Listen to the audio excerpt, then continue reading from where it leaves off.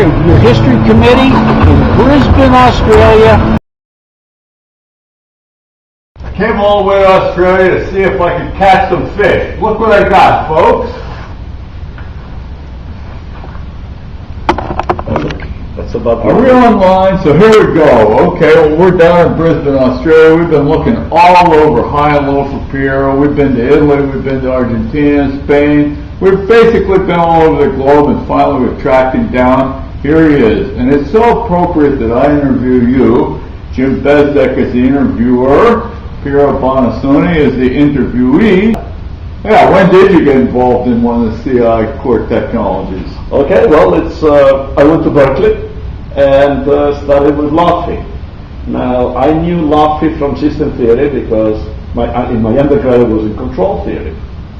And I was really surprised when I first met him by how knowledgeable he was, how great of a personality he had, very affable, very approachable. I was just a fresh graduate and I was almost intimidated by his fame, and he made me feel very comfortable.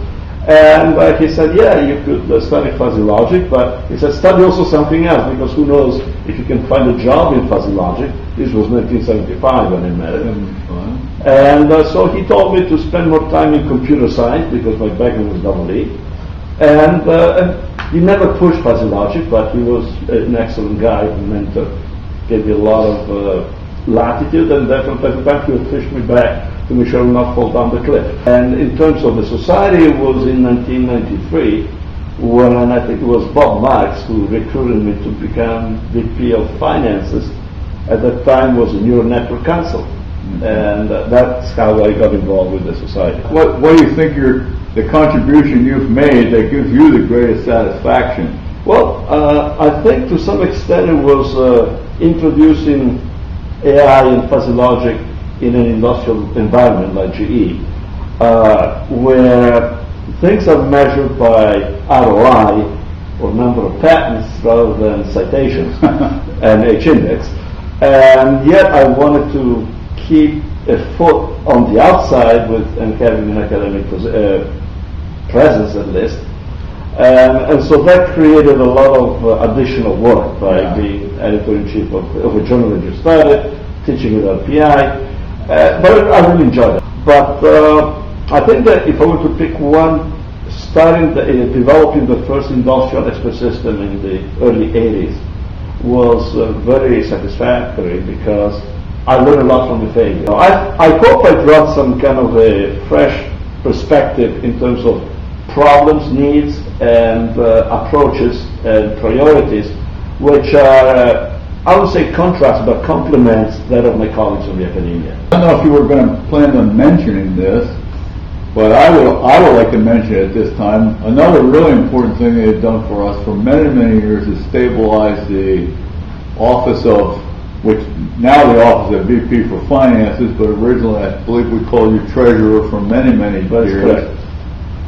In the early days of the society, we had a lot of instability. None of us really understood the way the IEEE financial system was structured or how it worked. Piero jumped in, and if I may summarize how I feel about it, Piero jumped in and really studied the IEEE system and learned its ins and outs, and he prevented us from making a lot of financial fiduciary mistakes. Your opinion of what you think our society has done in terms of impacting all technology in general, engineering, science? I sort of,